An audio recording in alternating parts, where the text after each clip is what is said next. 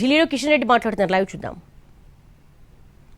లేక ఇతర అనేక అంశాలలో కూడా కాంగ్రెస్ పార్టీ అవలంబిస్తున్నటువంటి ఓటు బ్యాంక్ పాలిటిక్స్లో మీరు ఇంకో మతాన్ని పొగడండి, కానీ హిందూ మతాన్ని అవమానం చేయొద్దని చెప్పి సందర్భంగా మనం చేస్తున్నాము. అందుకే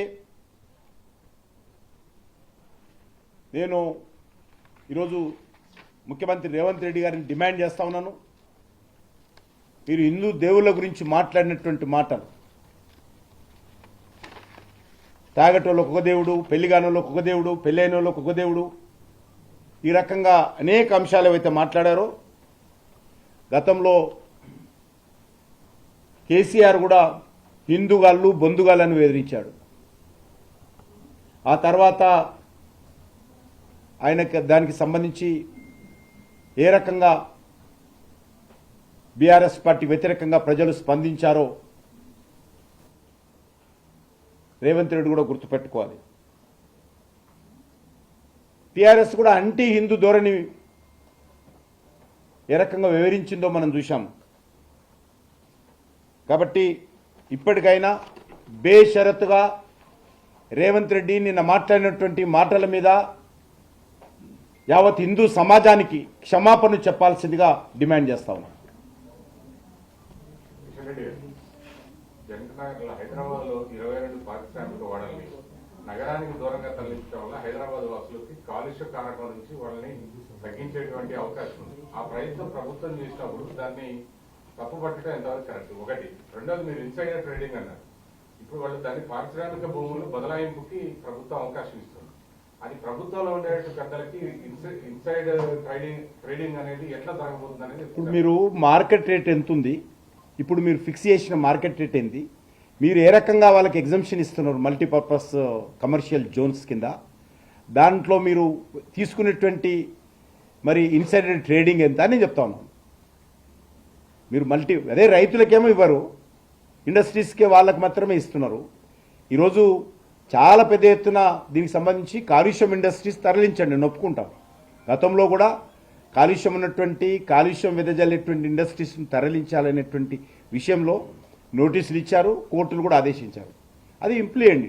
మామూలుగా కాలుష్యం సంబంధంలో ఇండస్ట్రీ జోన్స్ అన్ని కూడా ఈరోజు మొత్తం తీసేయించి మరి కమర్షియల్ జోన్స్గా మనము దాన్ని ప్రకటించి ఈరోజు అనేక రకాలుగా మీరు బిల్డింగులు కడతామంటే మరి ఇది మంచిది కాదనే విషయాన్ని ఈ సందర్భంగా మనం చేస్తున్నాం.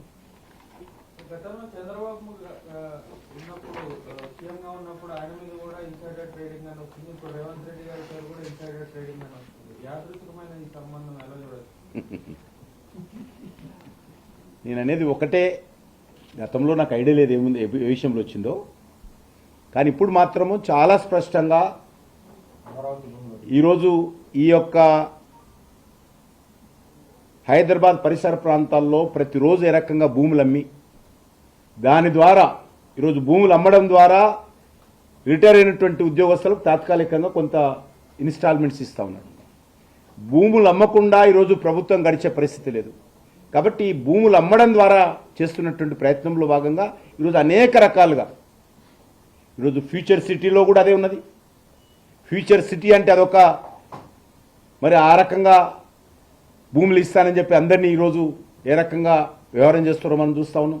ఈరోజు ప్రతిరోజు కోకాపేటలో కావచ్చు, మణికొండలు కావచ్చు, మరి భూములు ఆక్షన్ చేస్తూ ఉన్నారు. అదే కాకుండా ఈరోజు ఇంత పెద్ద 9,000 ఎకరాల భూమిని 22 రియల్ ఎస్టేట్ ఈ యొక్క ఇండస్ట్రియల్ ఎస్టేట్స్ను రియల్ ఎస్టేట్స్గా మార్చడం ఏదైతున్నదో ఇది చాలా స్పష్టంగా మనకు అర్థమవుతుంది. తెలంగాణ ముఖ్యమంత్రి రేవంత్ రెడ్డి గారు ప్రధానితో సమావేశమయ్యారు. గతంలో గుజరాత్ మోడల్ అమలుకి మన్మోహన్ సింగ్ దేశ ప్రధాని అప్పుడు మోడీ గారు ముఖ్యమంత్రి సహకరించాడు. ఇప్పుడు తెలంగాణ మోడల్ కి మీరు సహకరించండి. తెలంగాణ మోడల్ ఎవరు చెప్పారు? అది రేవంత్ రెడ్డి గారు ఆయన చెప్పిండు కదా, ఆయన చెప్పిండు. అది ఏం మాట్లాడినో తెలియదు కదా. సనాతన ధర్మం గురించి ఎస్ఎస్ రాజమౌళి కొన్ని వివాదాస్పద వ్యాఖ్యలు ఖండించినాం అందరం, భలే ఉన్నారు, అందరం ఖండించినాం. రాజమౌళి ప్రైవేట్ వ్యక్తి, అది కూడా తప్పు. మరి అదేవిధంగా ఈరోజు ఈయన ఒక ముఖ్యమంత్రి స్థాయిలో వ్యక్తి, ఈయన ప్రజల నుంచి ఎన్నుకున్నటువంటి వ్యక్తిను అన్ని వర్గాలకు సమానంగా చూడాల్సినటువంటి బాధ్యత నీకు పని ఉంది. కూడా చెప్పలేదు సార్ కనీసం. ఆయన విషయం అంతా ఇక్కడ వచ్చింది, ఈయన ప్రైవేట్ వ్యక్తి ఆయన. ఈయన మాత్రం పూర్తిగా ఒక ముఖ్యమంత్రి. ఈయనకన్నా ఆయన ఎక్కువ ప్రభావితం చేయగలరు కదా. అంటే ఆ మాట రేవంతుడు ఉంది అనకు ఆ మాట. ప్రభావితం చేయలేదంటారా? రాజమౌళికి ఆ శక్తి లేదంటారా? మీ ఇష్టం, అది మీ ఆలోచన కావచ్చు. నేను అంటలేను. శక్తి ఉందా లేదా ఆయన? నేను అందుకంటే ఆ విషయం నువ్వు అడిగిన దానికి జవాబు చెప్పాల్సిన అవసరం లేదు. అందరి మీద కామెంట్స్ నేను చేస్తాను.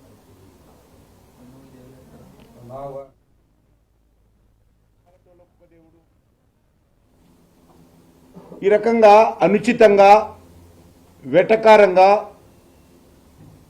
హిందువుల మనోభావాలను కించపరిచే విధంగా ఈరోజు కాంగ్రెస్ పార్టీ వ్యవహరిస్తూ ఉంది. కాంగ్రెస్ పార్టీ మొదటి నుంచి కూడా యాంటీ హిందూలాగా వ్యవహరిస్తూ ఉంది.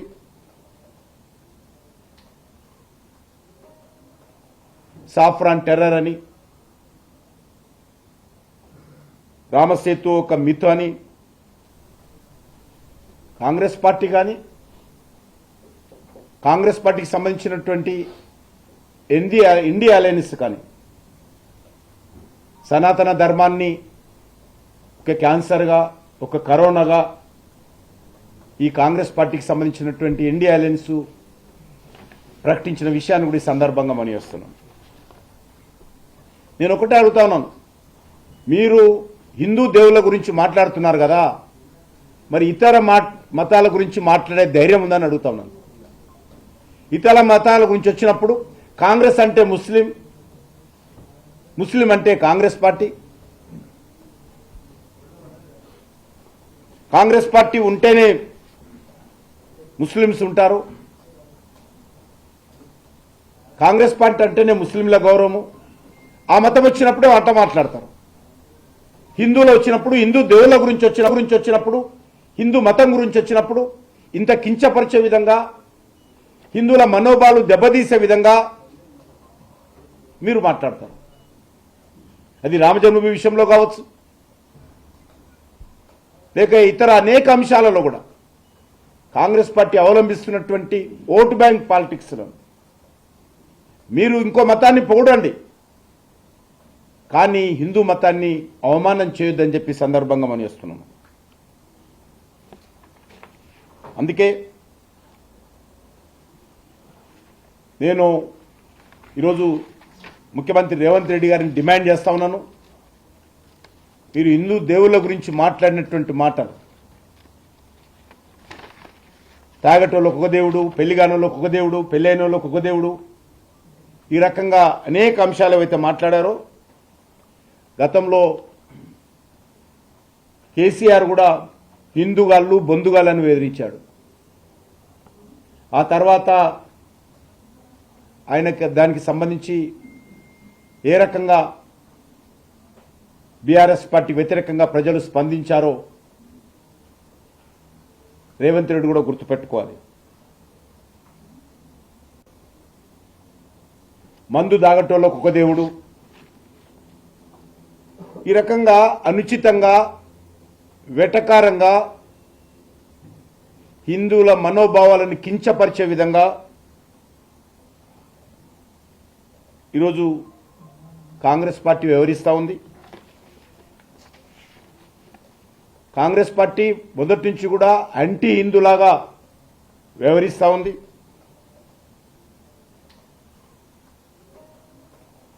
సాఫ్రాన్ టెర్రర్ అని, రామసేతు ఒక మిత్ అని కాంగ్రెస్ పార్టీ కానీ కాంగ్రెస్ పార్టీకి సంబంధించినటువంటి ఇండియా అలయన్స్ కానీ సనాతన ధర్మాన్ని ఒక క్యాన్సర్గా, ఒక కరోనాగా ఈ కాంగ్రెస్ పార్టీకి సంబంధించినటువంటి ఇండియా అలయన్స్ ప్రకటించిన విషయాన్ని కూడా ఈ సందర్భంగా మనం చేస్తున్నాం. నేను ఒకటే అడుగుతా ఉన్నాను, మీరు హిందూ దేవుళ్ళ గురించి మాట్లాడుతున్నారు కదా, మరి ఇతర మతాల గురించి మాట్లాడే ధైర్యం ఉందని అడుగుతా ఉన్నాను. ఇతర మతాల గురించి వచ్చినప్పుడు కాంగ్రెస్ అంటే ముస్లిం, ముస్లిం అంటే కాంగ్రెస్ పార్టీ, కాంగ్రెస్ పార్టీ ఉంటేనే ముస్లిమ్స్ ఉంటారు. కాంగ్రెస్ పార్టీ అంటేనే ముస్లింల గౌరవము. ఆ మతం వచ్చినప్పుడే వంట మాట్లాడతారు. హిందువులు వచ్చినప్పుడు, హిందూ దేవుళ్ళ గురించి వచ్చినప్పుడు, హిందూ మతం గురించి వచ్చినప్పుడు ఇంత కించపరిచే విధంగా, హిందువుల మనోభావాలు దెబ్బతీసే విధంగా మీరు మాట్లాడతారు. అది రామజన్మభూమి విషయంలో కావచ్చు, లేక ఇతర అనేక అంశాలలో కూడా కాంగ్రెస్ పార్టీ అవలంబిస్తున్నటువంటి